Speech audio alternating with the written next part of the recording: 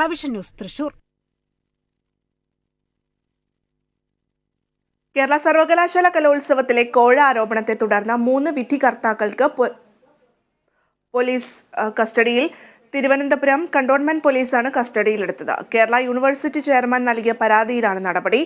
മാർഗംകളി മത്സരത്തിലാണ് പരാതി ഉയർന്നത്. മത്സരം വീണ്ടും നടത്തും. കേരള സർവകലാശാല കലോത്സവത്തിലെ മാർഗംകളി മത്സരത്തിനിടയിലാണ് വിധികർത്താക്കൾക്കെതിരെ കോഴ ആരോപണമുണ്ടായത്. തുടർന്ന് സംഘാടക സമിതി കലോത്സവം നിർത്തിവെച്ചു. യൂണിവേഴ്സിറ്റി കോളേജിലെ 3ാം വേദിയിൽ ഇന്ന് പുലർച്ചെയോടെയാണ് മാർഗംകളി നടന്നത്. സംഭവത്തിൽ കേരള യൂണിവേഴ്സിറ്റി യൂണിയന്റെ പരാതിയിൽ 3 പേരെ തിരുവനന്തപുരം കന്റോൺമെന്റ് പോലീസ് കസ്റ്റഡിയിലെടുത്തു.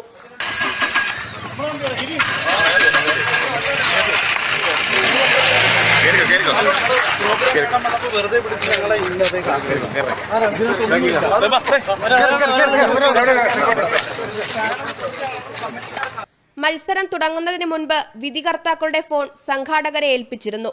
ഫോണിലേക്ക് നിരന്തര കോളുകളും വാട്സപ്പ് മെസ്സേജുകളും വന്നിരുന്നു. ഇതിന്റെ അടിസ്ഥാനത്തിലാണ് പരാതി നൽകിയതെന്നും കേരള സർവകലാശാല യൂണിയൻ ചെയർമാൻ പറഞ്ഞു.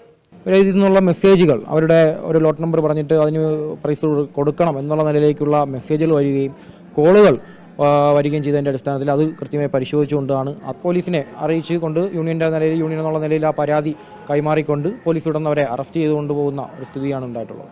അതേസമയം കോഴ ആരോപണത്തെ തുടർന്ന് നിർത്തിവെച്ച കലോത്സവം പുനരാരംഭിച്ചു. മാർഗംകളി മത്സരം തിങ്കളാഴ്ച വീണ്ടും നടത്തുമെന്ന് സംഘാടകർ അറിയിച്ചു. Kerala vision news Thiruvananthapuram.